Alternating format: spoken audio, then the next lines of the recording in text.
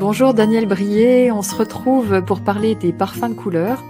Pourriez-vous nous expliquer l'intérêt des parfums de couleur dans un cadre thérapeutique?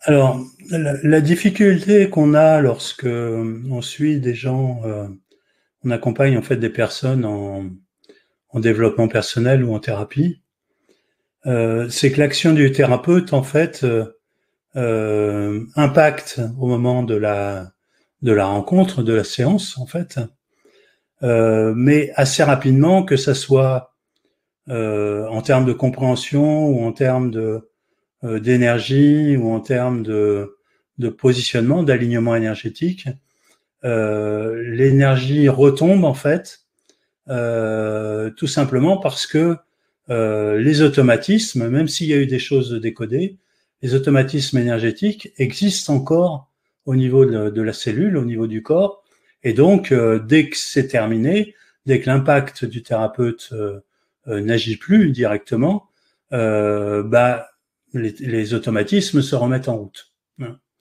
Donc, l'intérêt en fait de la gamme de parfums de couleur, c'est que le thérapeute peut donc prescrire un certain nombre de produits à utiliser entre deux séances, entre deux rendez-vous, et durant cette période, en fait, l'acquis qui avait été fait de la séance précédente va perdurer, ou en tout cas va se stabiliser, et ne va pas retomber complètement, comme c'est souvent le cas, entre deux rendez-vous, en fait. Donc, on a, la fois d'après, on a évidemment un point de départ plus avancé. On n'est pas obligé de refaire le travail qu'on avait fait avec le patient la fois précédente. Et donc, on va avoir une accélération, je dirais, du mécanisme de transformation qui va s'opérer au fil du temps et qui va donner évidemment de meilleurs résultats que si on n'avait pas eu de support. Alors pour le thérapeute lui-même, les parfums de couleur peuvent être aussi utiles. Il y en a trois principalement, hein.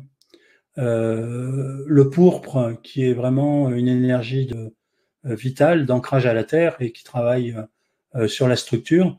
C'est-à-dire que si le thérapeute utilise le parfum pourpre avant une séance, il va être plus stabilisé au niveau de ses énergies, moins fatigué en fait, et donc il va aborder sa séance d'une manière plus détendue.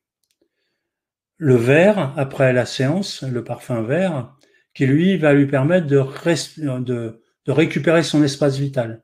Parce qu'en fait, la plupart du temps, il y a un dégagement qui s'opère du patient. Le thérapeute, souvent, fait passer ces énergies-là par son corps, hein, par son propre corps, ou par son champ énergétique. Et évidemment, ça le fatigue. Et toute une journée de cette façon-là, on arrive à la fin de la journée complètement vidé. Et puis, le troisième, qui est vraiment très très bien, moi j'appelle le dépollueur, c'est le blanc, qui permet de nettoyer absolument tous les champs énergétiques de toute pollution, qui permet donc de nettoyer, par exemple, la salle de soins, la salle du cabinet, hein, et donc que quand le patient suivant rentre dans la pièce, il récupère pas les dégagements de la personne précédente, quoi.